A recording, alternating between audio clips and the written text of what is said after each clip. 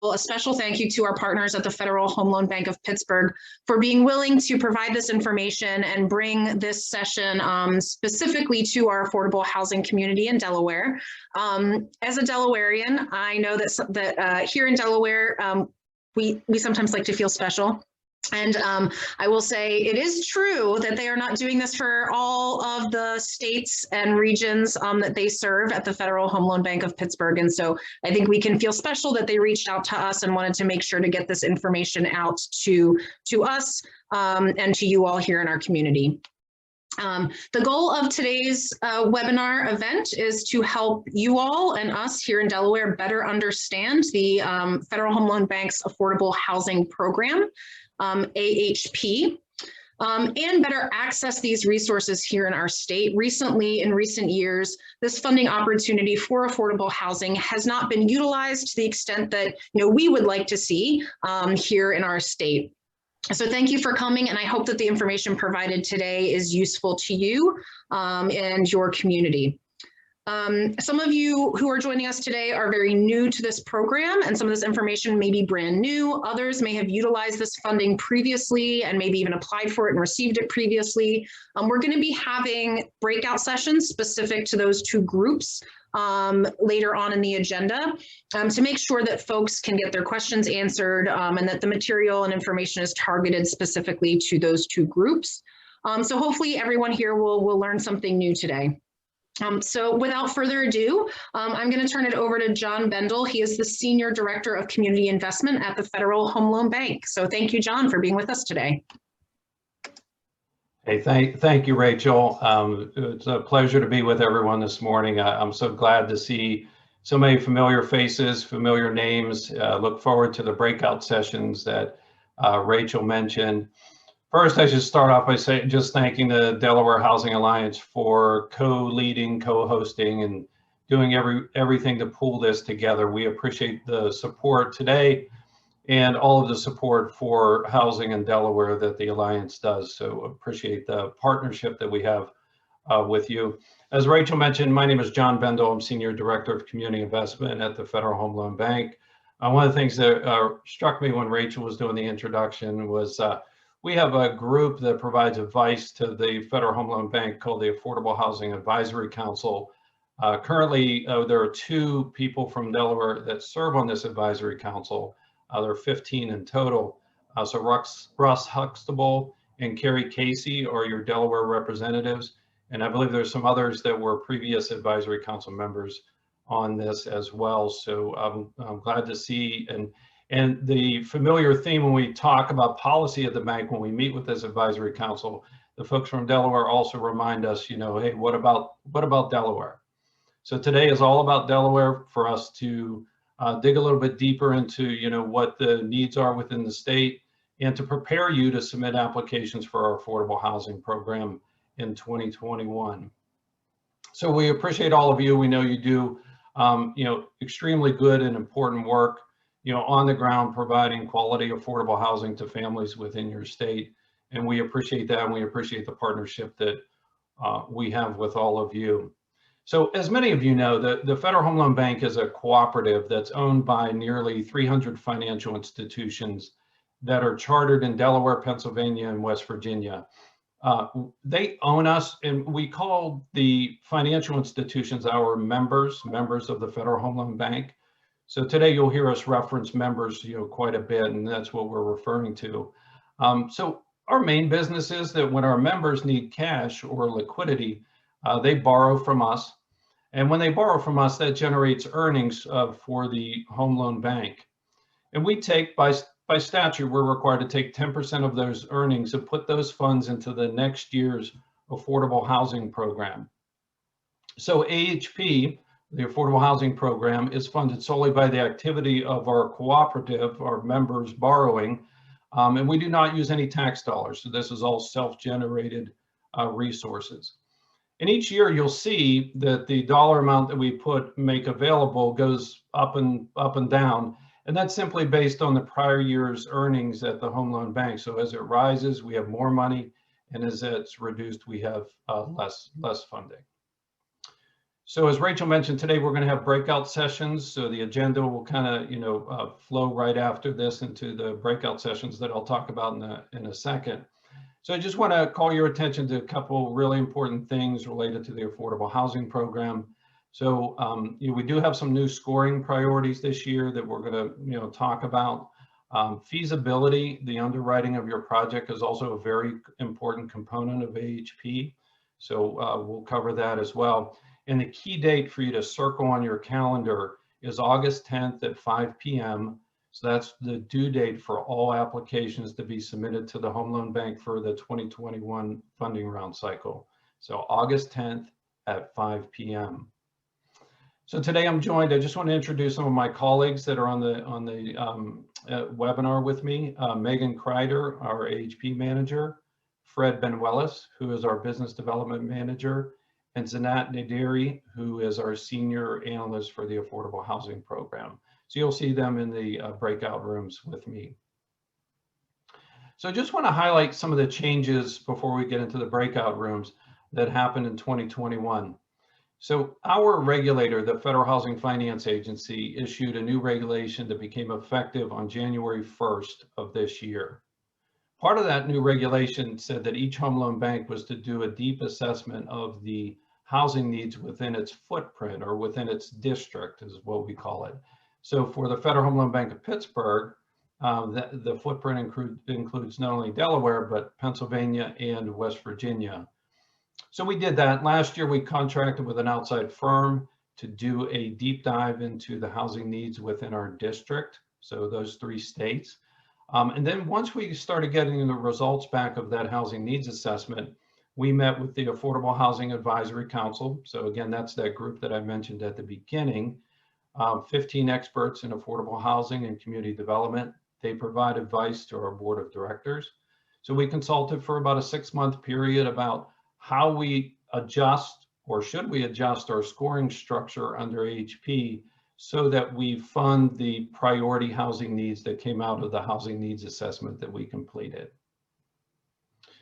So I'll talk about the breakout sessions in a second, but there'll be a deep dive in, and both of them will talk a bit about the new scoring structure. So either way you choose, you'll get some of that background.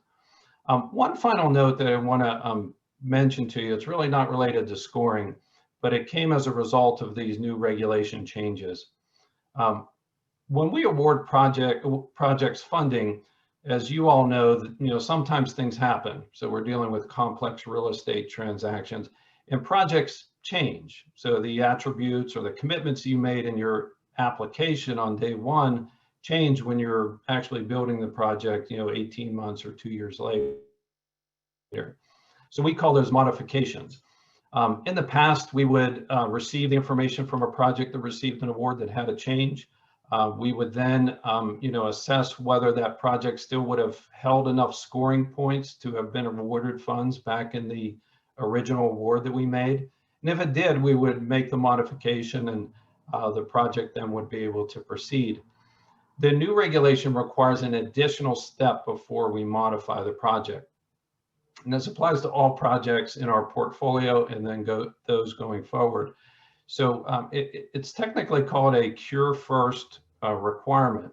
So we are now by regulation required, when a project has any change that affects our scoring item, we are required to have the project developer, sponsor, member, or owner demonstrate why the project cannot meet the commitments that were in the original application, and potentially ask the project then to try to cure the deficiency over a reasonable period of time before we even step into the modification component. And I bring that up today just because it really underscores the importance of what you put in your application in terms of your commitments, especially those things that garner scoring points. The scrutiny of around changes is going to be even higher. So really pay attention when you apply in 2021 to the commitments that you're putting into the application. Okay. So moving on then with the rest of the agenda for today. So we have 2 breakout sessions, and you're going to have a choice as to which one you jump into. So I'll describe each one and give you a minute to think about where you might want to go and what's appropriate for you. So we have one that we're titling the AHP 101. That's going to be led by Megan Kreider and Zanat.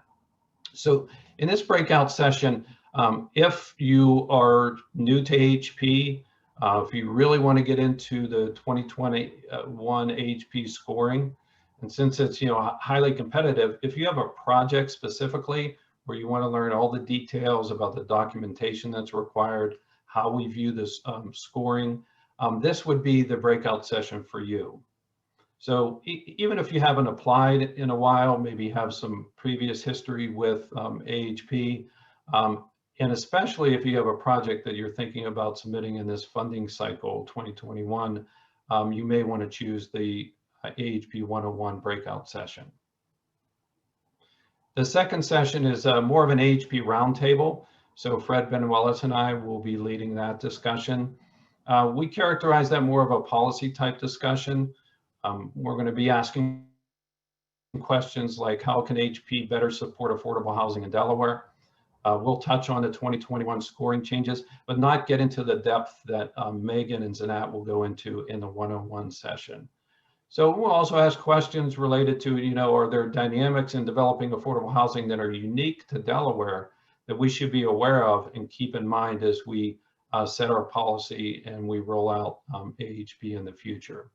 So if you're familiar with AHP and you would like to engage in a policy type discussion around, how the program works and specifically how it works for and in Delaware, that would be the breakout session you would want to jump into. Okay, so each session that we're going to jump into is going to be roughly 35 minutes or so. So there'll be plenty of time for questions and discussion. And then at the end of the breakout sessions, we'll all reconvene as one at the end just to do a wrap up. So with that as kind of a setup, I'm going to turn it back to Felicia, who's going to explain the logistics on how to jump into a breakout room. Felicia? Good morning, everyone. So in just a moment, I am going to open up both breakout room sessions. You will have the option to choose either one. And like John said, each session will be about 35 minutes. You will get a 60-second warning message that will come up on your screen, just letting you know that you're about to return back to the main session. So in just a minute, when I open up those rooms, you all will be given that option to make your selection. And the room should be open at this point. You should have the option to select either breakout room.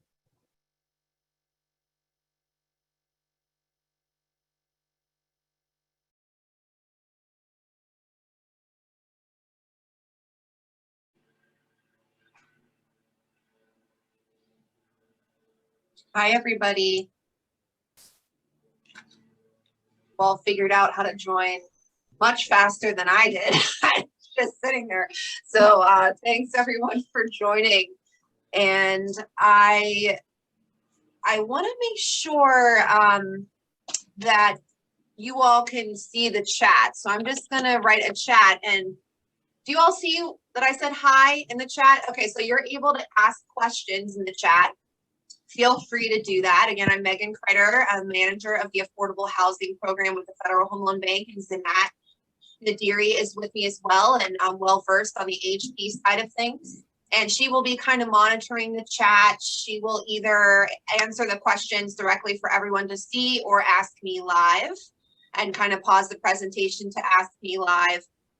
There may be questions that we're not able to answer due to the complexity or the specificity of the question you're asking, but we will certainly be able to follow up to ensure that we have some type of feedback and response to you all.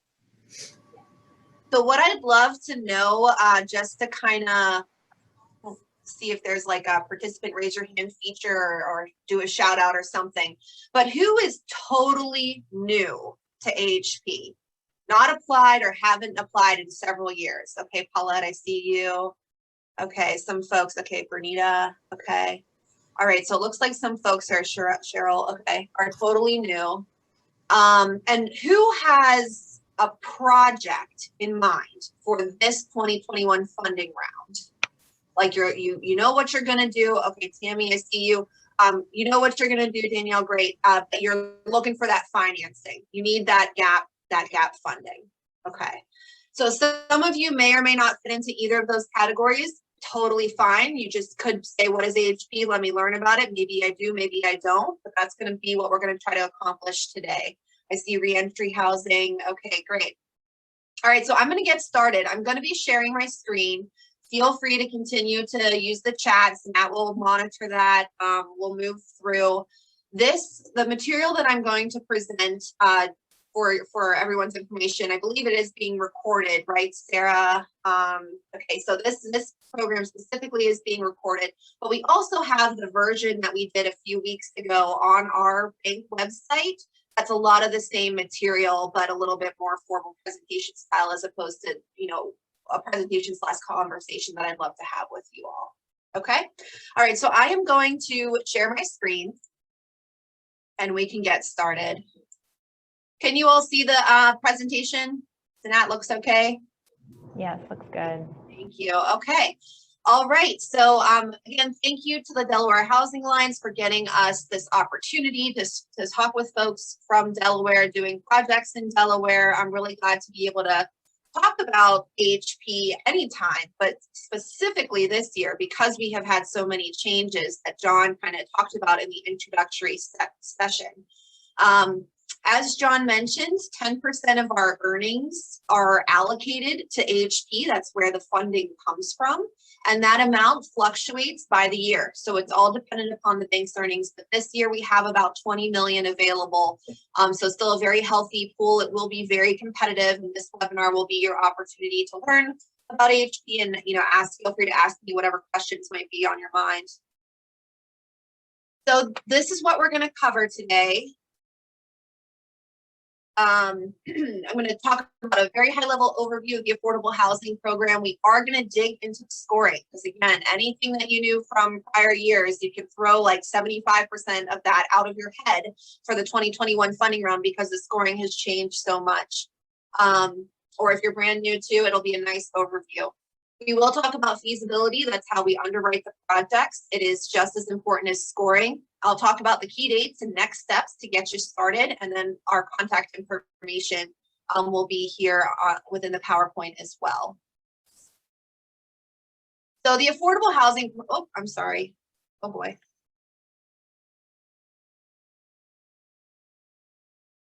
The affordable housing program, as I mentioned, is funded with 10% of our net income. And what it is it's a competitive grant. And you can only access these funds if you partner with a Federal Home Loan Bank member financial institution to submit an application. We do have an AHP online system, which is where we collect the applications, and you can request up to $750,000 per project, which is, you know, really great, a nice financial gap filler there. But we do have this year a $150,000 per unit limit. So that is a new limit for this year. So as you're structuring the finance of any type of project, just know that the AHP subsidy can go up to $750,000, but based on your units, there's a $150,000 per unit cap. As I mentioned, we will have about 20 million available in subsidy to award this year. So I don't believe there's any member financial institutions on the call, but so I'll just kind of highlight the screen and just know that it really is the developer, or what we would call you as the AHP sponsor, who submits the majority of the application. The member does have a specific role in the process, and we would be happy to talk with any members out there. A list of our members are on our website. We could also connect you with a member in the event that you don't know who to work with. But just kind of know that my topic and conversation will be very much geared towards you all as our AHP sponsors, as our affordable housing developers. So we really see all types of projects. I saw some folks in the chat. Did the chat disappear, or can you see it, Sanat? It might just be my view. I can see the chat. Okay, great. I cannot, so I'm gonna It's all you. Okay, so I saw in the chat earlier there was some re-entry and some rehab of homes that people are doing all different types of projects, and that is what we see in HP. We see all different types of affordable housing that could be eligible. We see it located in rural communities, it could be located in cities, but no matter the type of project you're doing, the size, the location, the scale, all of the projects must comply with the income requirements, which is that households must get 80% or less of the area median income defined by HUD for where your project is located. So we did pull no, these are not the most recent, I don't believe. I'm sorry, I can't remember when I pulled these, but you can just kind of see the differences between Dover or Wilmington. It's all relative to where your project is located, but that is a very strict requirement of AHD. So for the different components, there's kind of two phases to AHP. There's a pre-award or a post-award, and we're going to really talk about the pre-award today. That's the scoring and feasibility components. But it's really important to know that if you want to go down the AHP path, you really are signing up for a long-term commitment with the Federal Home Loan Bank. 15 years for rental projects or lease purchase, and 5 years for home ownership for sale. So you really want to know, okay, well, what is the full process like? We're going to focus on the pre-award today, but you need to understand there's a whole disbursement process where we are a reimbursement of costs incurred. And we do have minimum draw provisions that are effective. It's May 3rd. May 3rd is a Monday. So coming up really soon. So as you think about and structure your project, it's very important to know that if you do get a commitment, it's not a check right away. It really is a letter that says, here's your commitment, move forward, and as you spend and incur costs, we will reimburse. So a lot of folks cover that with bridge financing, construction loans, something to that effect. So, excuse me, important documents and resources. If you want to be a successful applicant, the one you got to know and love is our implementation plan. That is really our guiding policy document that talks about how we're going to score and underwrite these applications. So it's incredibly important that you know that thing cover to cover and just really digest the information that's in there, because when we're underwriting, that is what we do. We look at the implementation plan, we see what does the policy say and what did the applicant do, whether or not that was met. We do have a lot of different guides and forms and webinars, and that is very vast majority of that is actually available on our website now, even though our online application doesn't open until June 15th. So this is the application process. So as you begin to develop the application, again, a lot is posted on our website now. We do offer what we call application assistance. So anybody who is very serious about applying, you really should take advantage of application assistance. And that's when you can schedule time with a member of our staff to go over the details of your project and the details of the questions that you have as they relate to your project and the implementation plan.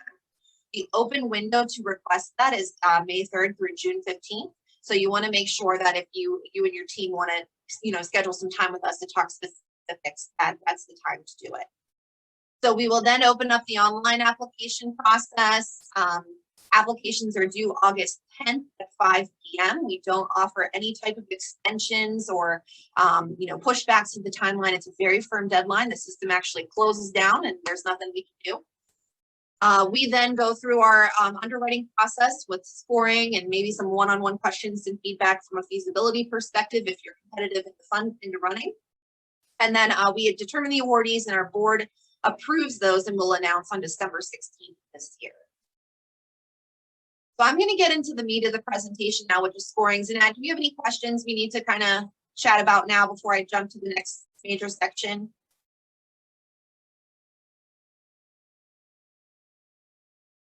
Might be frozen. I hope I'm not frozen. I can hear you now. Okay, all right. Thank you. So I'm going to jump to scoring then, and this is where we're going to go over, a lot of the changes that we made as a result of the housing needs assessment that we completed last year. So this is a summary of all of the scoring categories and the points associated. And fixed means it's kind of all or nothing, and variable is the degree to which you meet that scoring category. So this is just kind of a nice one-stop shop so that you can take a look at your project and say, oh, okay, yeah, I do have donated property. I'm gonna try to claim that 5 points, or yeah, no, not so much on the sustained affordability, no 5 points there. Tally them up, go to 100 is the maximum. You do not need 100 to, you don't need 100 to be competitive. The score, the lowest funded score fluctuates each year.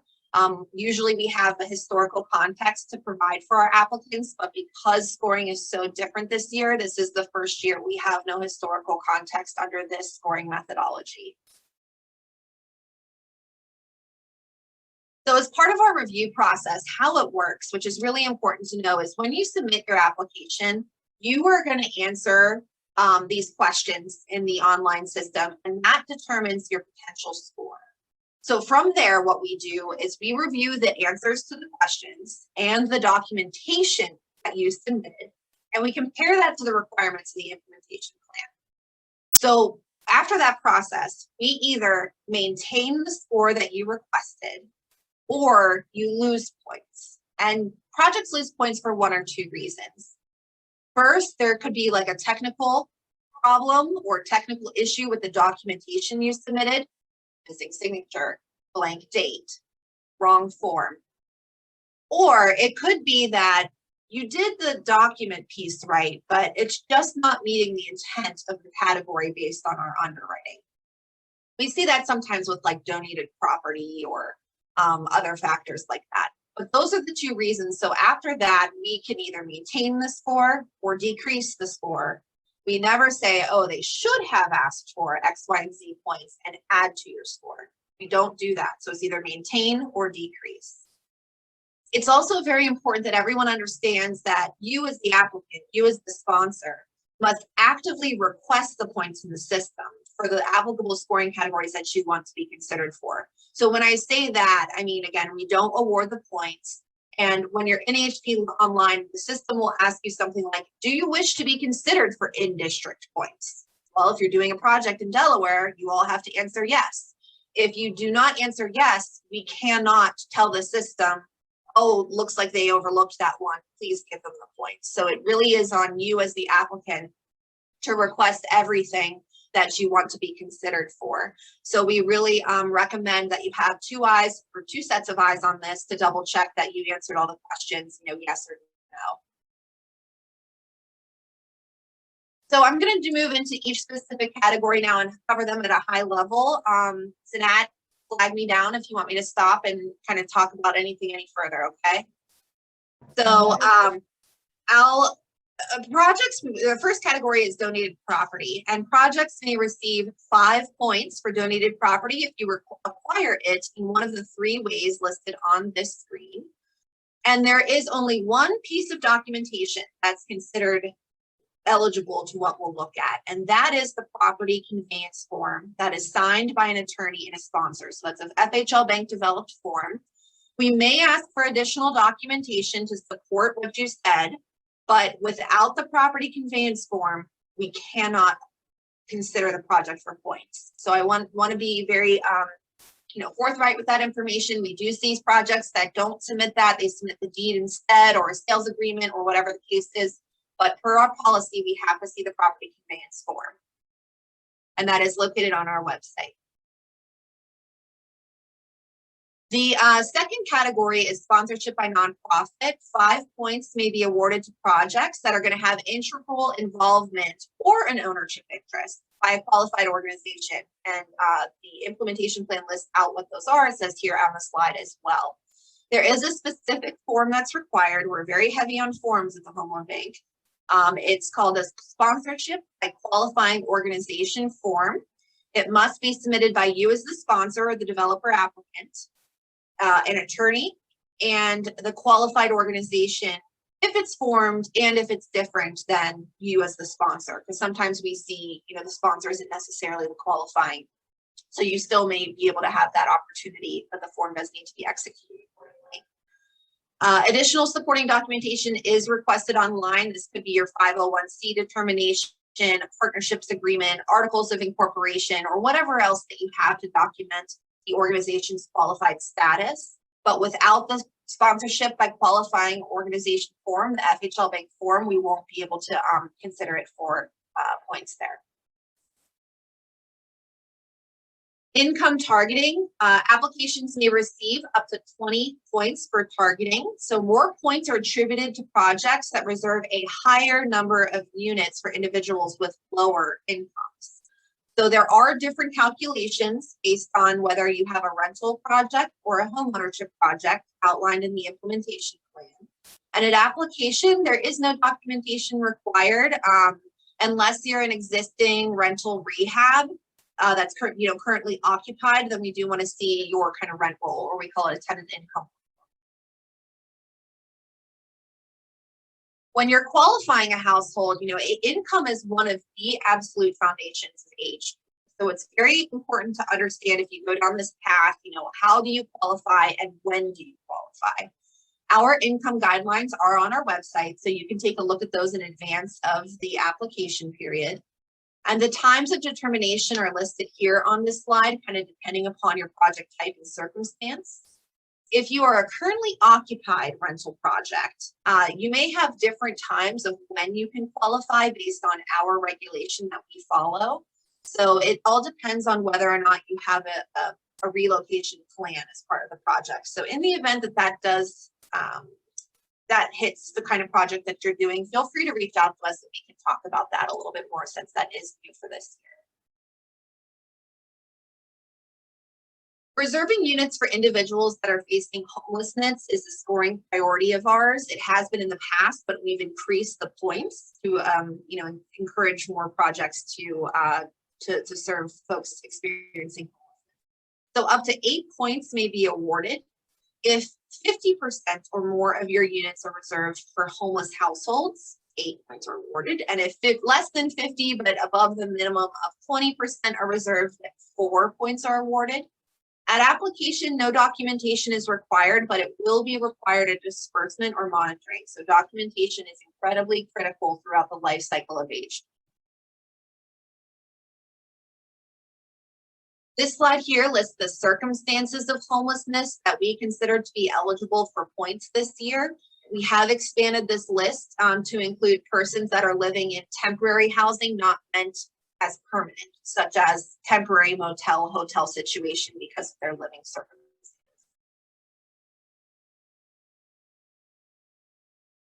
The populations with special needs or military veteran scoring category, we structure it similarly to housing for homeless. So the more units you reserve for individuals with a special need or military veteran, the more points that are attributed to your project. So either 4 or 8 points can be awarded based on that percentage reserved. And same as the homeless documentation, nothing is required at application, but for applicable households, it will be required at disbursement or monitoring of your project. This year, we did expand the list of eligible targeted populations to serve based on needs within our 3 state districts. So these were the needs that arose to the top of needing the most, having the most critical needs for affordable housing. Now the list has been expanded to include elderly persons aged 62 or older. I noticed that one person said they do reentry, so we do consider formerly incarcerated persons to be, have that special housing need. Youth aging out of foster care, and military veterans. A lot of questions we get sometimes is, can one unit count as both populations, homeless and a special need? And the answer is yes. One person could qualify as the same. It's not like you have to have, separate qualifications. So it depends on the individual, it depends on their circumstance, but we do allow that to be counted, one person to count twice. Granted, they meet the criteria. Nat, are we okay on questions? We are okay on questions. I just wanted to let you know that we do have 11 minutes left, and it looks like we still have quite a bit of the scoring to get through. Thank you. All right, so rural housing, you have to have at least 75% of the site addresses located in rural areas. We do have a rural certification form or a USDA printout and a sponsor rural certification form. So it depends on whether or not your sites are known, but there is specific documentation required there. This year, a new category, we do want to support housing for the most cost burden. So rental projects that reserve at least 20% of your total units towards households that earn 30% or less, defined by HUD, you could earn 4 additional points. And we do check that. You have committed to that throughout various times in the life cycle of the project. We do want to encourage projects to not only provide housing, but to also provide what we consider empowerment services. So there's a huge list here of the different things that can qualify. Each are either 4 or 2 points respectively, as outlined in the implementation plan. You can request as many as are applicable, but we will only award up to 10. And a memorandum of understanding or an MOU is required for each service that you would like to submit for. We did have a huge change to community stability, so we have tightened our community stability category. So I would like to go over what the applicable categories are now. We have kept community planning. It's a little different, but it's still generally the same. We would like to encourage projects that are consistent with the community plan and are located within that plan's bounds and also meeting targeted priorities. The plan must be updated within the past 10 years, and there is a specific form that is required to submit for those. Projects that are rehabilitating existing properties, could receive up to 3 points. And this is, similar to category. So if you're doing category, it's kind of merged into one. So still kind of encouraging that type of work in affordable housing. So you could earn up to 3 points. So it's not just owner occupied rehab. It could be any type of rental rehab, any type of rehab housing in order to kind of help out the existing housing stock within our district. We do have certain requirements on the percentage of units as well as the dollar amount of rehab per unit. And we'll take a look at your costs outlined on your project to ensure that those are met. If you're planning on rehabilitating a property of historic significance, we do have a specific form required, the property of historic significance form, as well as the $25,000 per unit threshold. It doesn't necessarily need to be on the state or national registry, but it does need to be of historical significance, and that's determined by the State Historical Preservation Office. So it's at their discretion. So you'd have to have a preservation of existing subsidized housing. So this is if you're within 2 years of permitted repayment or expiration of a restricted use requirement. The preserved units must be at least 75% of the project's total units, as well as a $10,000 threshold. And there is a specific form that's required to be signed by the original funders in the project.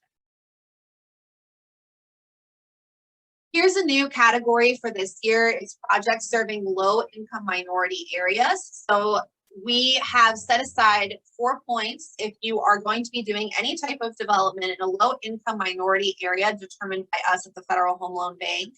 We do have a list of the eligible census tracts. There are 38 census tracts in Delaware that qualify. So you would want to take a look and see, okay, well, where are we doing our work and where are we qualifying? What does the Federal Home Loan Bank say meets this criteria, and is there a match there to be eligible for these 4 points? So take a look on our website. We do want to see specific documentation. Oh, I'm sorry, I don't know where my presentation went.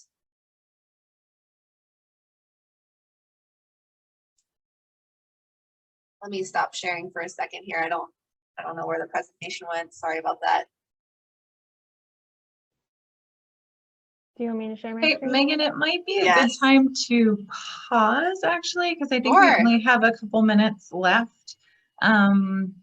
So, maybe you could just tell us if there's something really important we've missed in the next couple of minutes, and give maybe 2 minutes for questions since we don't have a lot. Sure. Yeah, I think that the biggest thing is the implementation plan, understanding that. The second biggest thing is if you want to apply the application assistance, which we already talked about and covered. There is so much to HT. It's just sitting down with your team, going through it and understanding, what questions you have. Our website has a ton of materials. Guidebooks will be out there, all the forms you need and so forth. And then my other tip is to not focus so much on scoring, but to also focus on feasibility, because we do have projects as part of the other part of the presentation is sometimes there's projects that score great, but feasibility, they don't do well because their financials keep changing or they're really outside of our guidelines on whatever case and they can't explain it. And projects may not get funded even though they scored well. So you have to pass both. So it's very important to look at both of those sets of information in the implementation plan. We have some of the, I'll talk through some of the feasibility items that we take a look at. We would take a look at, do you really need the HP subsidy? Are you financially viable? If you're a rental project, are you going to be able to float for 15 years throughout the compliance period? Are your costs reasonable? How did you determine what it was going to take to construct that project? We have our own cost guidelines, which are on our website. Does your team have the capacity to complete the project? What kind of experience do you have in affordable housing? Do you have a demand for the project? Do you have a wait list? Did you complete a market study, or how did you know that these units were going to get filled up pretty quickly? And then, are you ready to go? Do you have your site controlled? Do you have your funding? Do you have a well fleshed out plan? HP works a lot better with a concrete project versus a conceptual plan. Conceptual plans aren't really ready for HP, but it's good to keep HP in mind because one day that concept will become a project, and that's where we need to kick in. So I'll stop there. Are there any questions in the last minute there? I'm sorry that we didn't get to go through all the information. There's a lot to cover, but it is reported on our website. Megan, we had a question about data, but I'll follow up with Michelle and you afterwards and see if we can get an answer to that. Sure. Great. Any other Thanks, questions? everyone. Well, thank you so much, and please reach out to us as you move forward with your projects.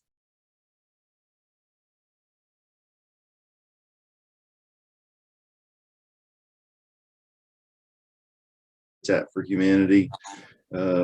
We have appreciated and valued the AHP grant program for quite a number of years, and certainly still managing a number of grants at this time. So looking forward to this conversation. Oh, I'll pass it on to Sarah. I'm sorry. Yeah. Hey, Sarah, there you are. Hi, everybody. I relocated so that my bike wasn't right there. But this is my farmer's market wall from Providence when I lived there. So I'm Sarah Lester. I'm the CEO. What am I? I'm the president and CEO of Cornerstone West CDC, and we're a subsidiary of West End Neighborhood House. And we have worked on several AHP projects over the years. We're very small, I would say, small scale developer. Got a great project underway right now that we're excited about. So thanks for having me.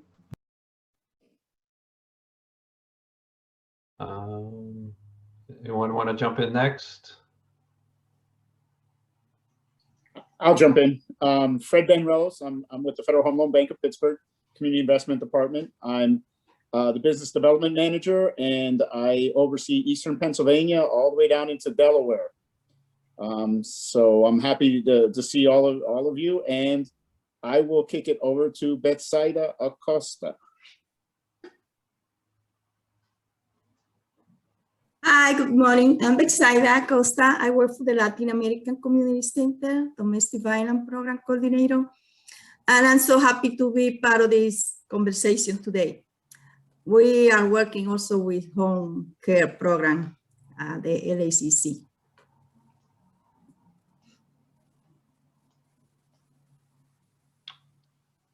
Okay, any other introduction? We're just, for those of you just joining, we're just doing introductions. So Nadisha? Yes, that's correct. Good morning, everyone. My name is Nadisha Downs. I work at West End Neighborhood House with a program called Lifelines, where we serve foster care youth. Thank you. No problem. See, Kim?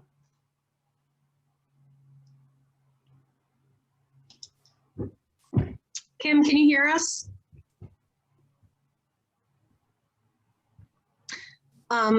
Kim may not be able to hear us, but in case she can, I'll introduce Kim.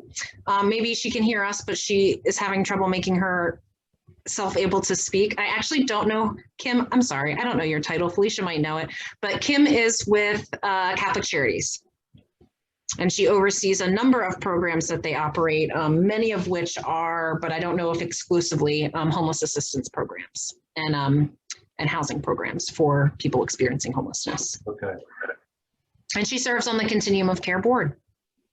And she's the co-chair of the Racial Justice and Equity Committee of the COC. So thank you for joining us, Kim. Pretty impressive there, Kim. And we heard from Felicia and of course, Rachel. Anyone else on that wants to intro? Who is the 654-1184 number?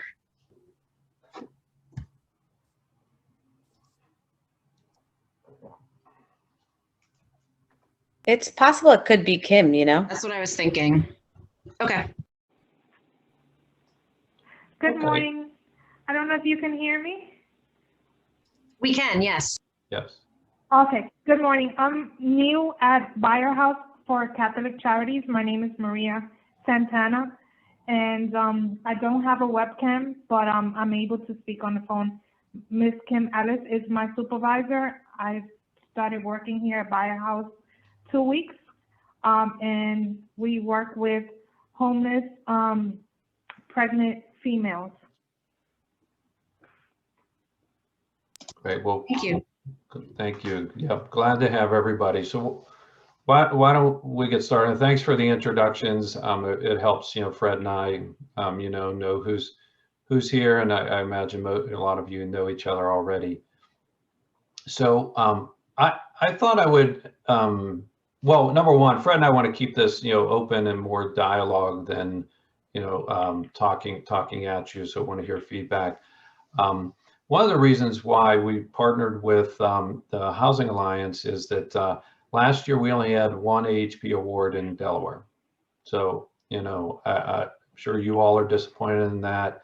We at the bank are, we traditionally do more investment and awards in the state.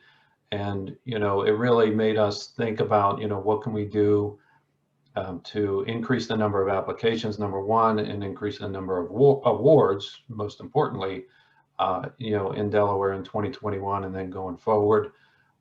As Russ mentioned, he's on our advisory council. So we've talked about it at that level. We've talked about it at the board level.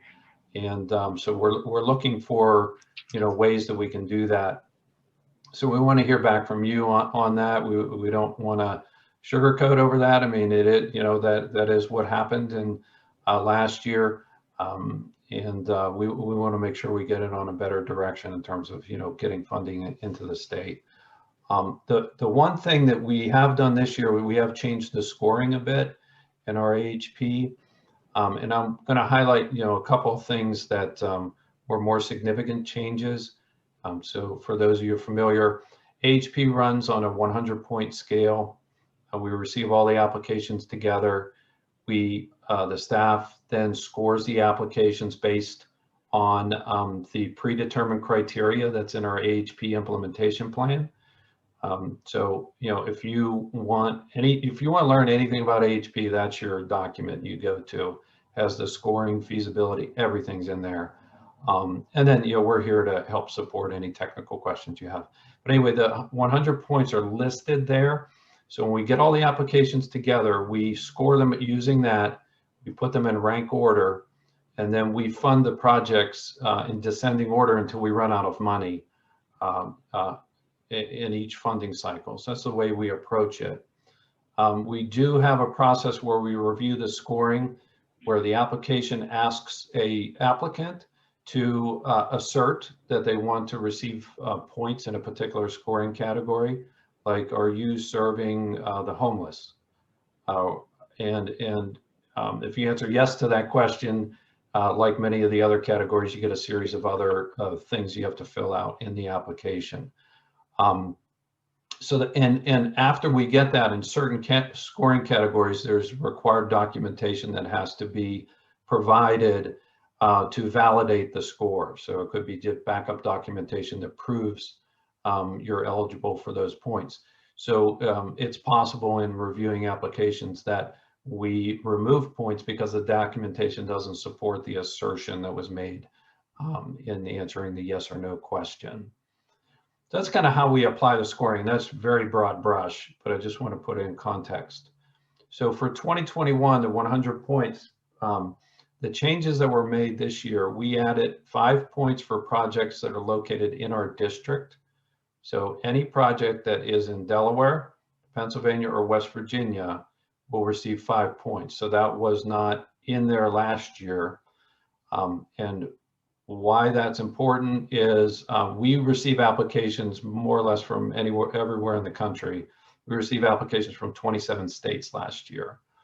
And primarily they come from larger financial institutions who are members of ours who are applying for AHP. Because remember, we're a cooperative owned by those financial institutions, and we want to support their business activity wherever they're doing affordable housing. So, but we noticed a trend where more funding was going outside of our district, our 3 states. So we added this point preference to provide priority for projects in Delaware in this case. So you receive automatic 5 points that you wouldn't have received last year. We also expanded our category that we call special needs to include youth aging out of foster care, those returning out of incarceration, seeking housing, elderly, so 62 and older, and Fred, I'm missing, oh, and military veterans. So those were not listed specifically as populations that could receive points last year, but based on our housing needs assessment, they're included in the, we call it the special needs category, of scoring. And then lastly, the point scoring I wanted to mention, we are providing points for projects that are located in low income and minority areas. So that's defined by census tract. So any project in a low income and minority census tract will receive 4 points. So that's a rental project, owner occupied, any type of project will receive 4 points. A project that is also providing new homeownership opportunities in those same census tracts can receive an additional 6 points for a total of 10. So in other words, restated, a project that's providing new homeownership opportunities, so new construction, rehabilitation for sale, that is located in a low and moderate income census tract and minority census tract can receive 10 points. That's a brand new section of scoring for 2021. So it's kind of a long wind up. I wanted to make sure you had that context. The folks in the 101 session are getting detail on that, but I wanted to make sure that you were aware of those changes that we made this year. Any questions about the changes? We did eliminate some categories. So from last year, so those who have applied in the past, you'll note that we have a few categories that we eliminated, and they include readiness to proceed, subsidy per unit, member financial participation, and then we have a broad category we call community stability, and there are several techniques underneath that also have been removed from the scoring, and that allowed us to make room for these new scoring categories I mentioned. Okay, I'll just pause there to see if there are any questions on that.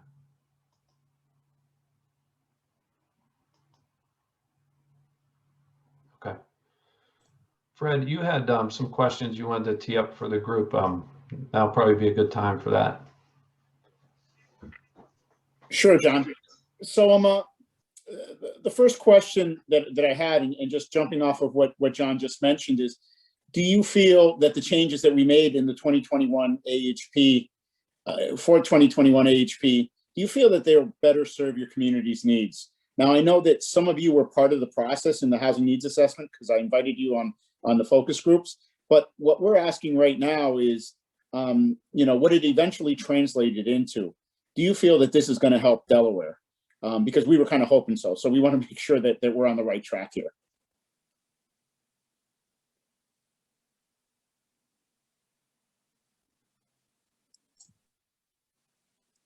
I'll start us off. Yes. I mean, just the fact of being in the district, you automatically gets points. It's certainly an incentive for us in the states here in Delaware and the other states.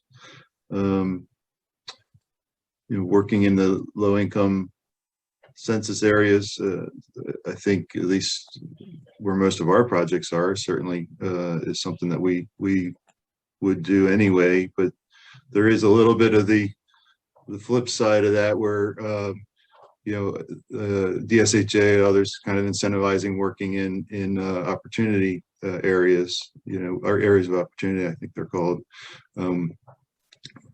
So that's kind of the other side of it, is that we have other funders are incentivizing us to work in areas where we're adding diversity of housing opportunity.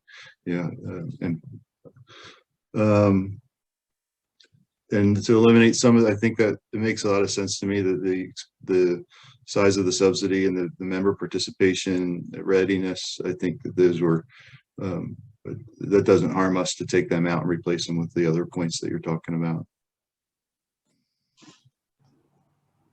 Thanks, Kevin. And just for context, we do have another scoring category that's, economic opportunity. So there are 4 points attributed to that. So sort of as an offset, but more aligns with what you're talking about that DSHA is doing for that as well. So those are in there as well.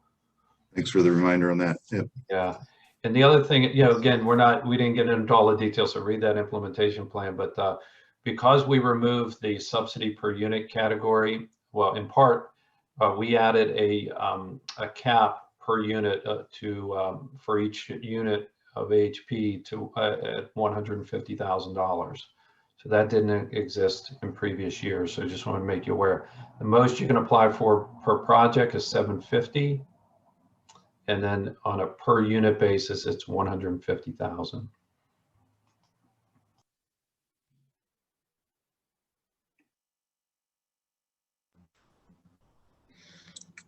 Hi, I'm looking through the AHP implementation plan as we speak a little bit, just because I'm more of a visual person. So I want to make sure I caught all those changes. So forgive me if you will repeat yourself. I'm assuming that this 5 points for being in the region was added because there were so few applications from Delaware that ended up receiving funding last year. Was that part of that decision, or was that just separate? Actually, it turned out to be separate, but it will end up helping the situation. Part of what we did when we did the housing needs assessment, of course, the housing needs assessment was done within our footprint. So it wouldn't make sense taking feedback of something that you did within your footprint and then, not apply it to like the whole rest of the nation. So it kind of like is really targeted to our footprint, Pennsylvania, Delaware, and West Virginia. And that was one of the resounding things, hey, we need to prioritize projects that are happening here. Otherwise, we're competing against Texas and, Right. everywhere else. And I think that's where we wanted to show that priority to the projects within our district. Okay. And then my other question is, and Fred knows this, but we've applied for homeowner repair funding for 3 years in a row and not scored high enough. Probably, I totally can take the blame for some of that. Who knows? But I don't know that we're going to apply at all this year. And it's because we don't necessarily have a project. We're kind of in the process of completing a current project with FHLB. But as I'm thinking about future homeowner repair projects, I guess I was wondering if you had mentioned anything about like how homeowner repair programs are scoring now, or if there's been any changes in that regard. So there has. So as a category, we took away the owner-occupied repair category, but the points actually exist under community stability. So the technique is just there. So people at a first glance say, "Oh no, it went away," and the owner-occupied projects are going to really take a hit going forward. But in actuality, I think it went down from 5 to 3 points. but it does exist, and it does continue to be a priority because in the housing needs assessment, it was shown as a need. So it's still something that we very much, want to be able to, encourage. And, we also did away with some of the scoring structure and where folks were losing, some points under readiness to proceed, a very technical category where, mistakes can cost, it's 8 points. Any one mistake costs you, a whole application. So now that category is gone, but the work will be done under feasibility. So under feasibility, that's when we can really engage and talk to you as a developer. And at that point, we'll be able to ask you about, your funding and your zoning and your environmental issues and site control. And if there are any issues, we could work it out and going back and forth at that time. So we feel that this is also going to help out applications and get good applications to surge, and not necessarily, discount certain ones just on a technicality. Okay, that's great. And I won't hog any more time, but that's just really good to hear, because I do feel at times that as a very small developer, to hired folks, and just juggling all these different priorities that I've heard about either ourselves or our peers not being awarded because of a signature that was missing. And I totally understand the scrutiny on the bank side, and you guys are scrupulous, and that's your business. But it's like really tough to kind of get that rejection after so much work. So thanks for considering some of those minor changes as well. Yes, Sarah, that's a good point. We hear that over and over, and the reasons why we're sticklers for that kind of detail. I think you'll find if you apply, we've tried to strip out some of that. And, it's still there. I mean, you still have to document in certain ways, the way we lay it out, but there's less of it in the application now than there was, say, last year. And that's an important point. I know Fred's on the front line, he does, so just for everyone's benefit, if you apply, you're not awarded funds, we make available to applicants just a consultation review, a scoring review. And, Fred, on our team is on the front line, and, he has to talk with you. And sometimes, even on our side, it's a hard conversation to have, like, hey, you missed this signature, or you submitted this documentation, but we needed this. And, our policy is that we don't go back during the application. We got 155 applications last year to go on every nuanced point, to go back and forth to gather information during the round. Is a bit of a challenge. So what you submit is what we have, and that's what we base our decisions on. But we've spent a lot of time to be consistent and fair, and treat similar circumstances the same way. Just want to throw out some data, while you're thinking of other things you might want to talk about. So applications submitted in 2018, Delaware had 21 applications submitted for AHP. Last year, we received 9. So, I mentioned in the beginning, we were awarded to 1 of the 9, but the numbers were down. So it was, it was half what we received, 2 years before that. Whereas in Pennsylvania was an equal number of applications that we received, 64. And in West Virginia, it went from 15 to 12. So the drop off was a little bit, but not as much as in Delaware. So, maybe there's something there that we're not seeing too, just in the number of applications. So Fred, you might want to, frame a question around that. Sure. So I mean, for last year was really a horrible year, and with COVID and trying to get applications in, and we understand that probably part of that was attributed to it. But going forward in this particular year, we're looking at a lot of funding coming down from the federal level that's going to reach out to a lot of your organizations. And the question that I have is, are there other dynamics in developing affordable housing that is unique to Delaware that we should be aware of for future reference? How are these other monies going to affect, what you do or how you do it? Are you increasing the amount of projects that you're thinking about, producing because of this? Are you tailoring certain monies to go after certain projects that maybe you probably wouldn't have done in the past? So the question is really, what's going on down there, and how are you looking to take advantage of what's going on, and how can we help you in that? I'll take a stab at this one a little bit. So the last couple of years, Delaware State Housing Authority has really kind of pushed a lot of the nonprofit developers into their Strong Neighborhood Housing Fund program and the downtown development districts. And those are really small areas to work within and don't encompass a majority of the state. However, so within Delaware also, because we only get a small state set aside of resources, all the home dollars are put into the tax credit program. All the CDBG money that we get goes to both Kent County and Sussex County in their housing repair programs. And it's like 1.5 million. So it's not a lot of money either. So we don't really have any other resource to go to besides DSHA. And when they kind of narrow your focus, they kind of really have a greater ability to affect what you're doing and where you're doing it than they perhaps should.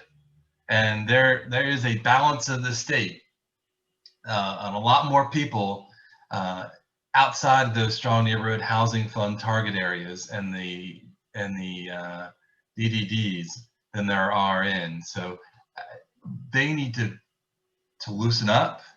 They haven't put out an HDF round. So they do have some monies that they put out that come from the states through the Housing Development Fund, and they haven't put those out in 18 months, 24 months. It's been a while, right? I can't remember the last time I actually applied for an HDF grant.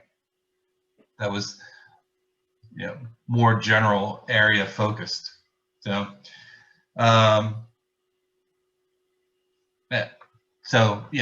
we just don't have a lot of resources, and DSHA is dictating where we can do projects. And I don't think there's been enough instruction as far as what additional monies are going to come from the COVID monies that will help impact our future development strategies.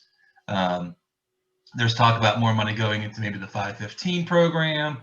That could certainly help in some of our rural areas, but then there's a whole bunch of other things that complicate the matter as well through those other funding sources. So I don't think we're taking anything.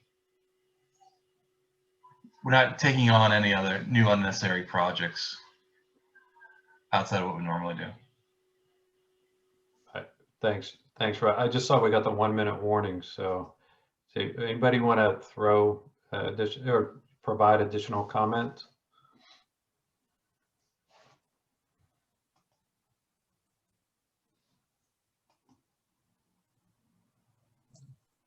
I think Russ gave a good synopsis on the state. Just our situation in 10 seconds or less, or 15. In 2019, we sort of put in a bunch of extra applications because we weren't sure how the rules were going to change because of all the evaluation that the FHLB was doing. And then last year with COVID, we just kind of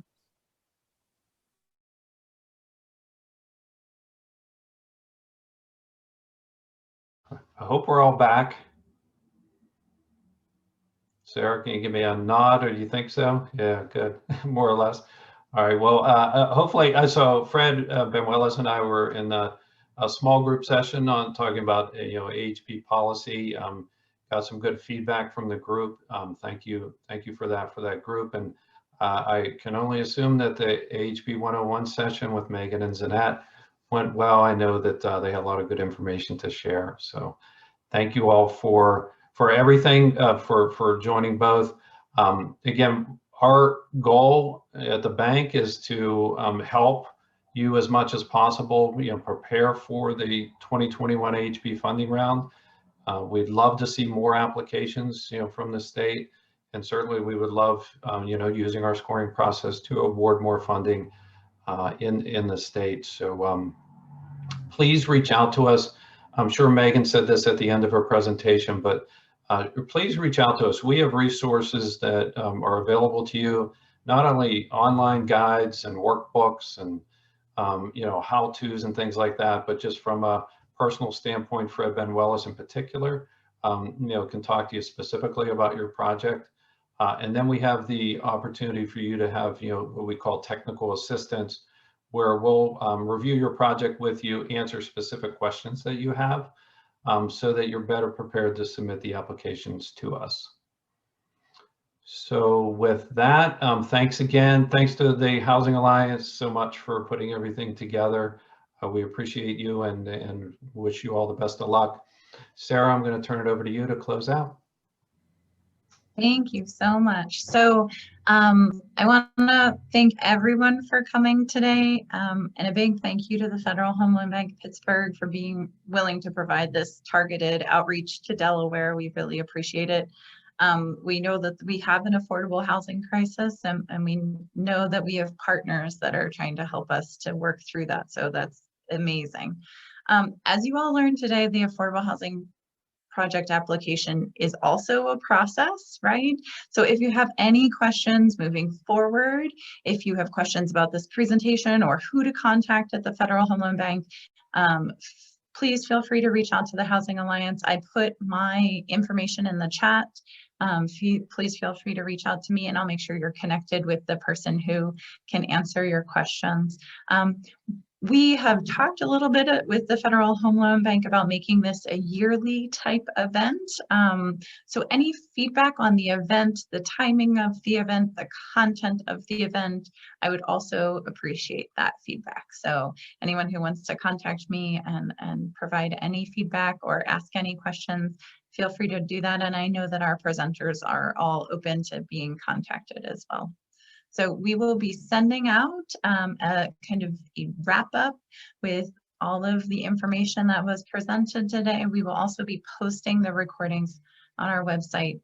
But again, any questions or concerns, please feel free to reach out, and a big thank you to everyone. And that's the end, I think. Thank you so much for your time today.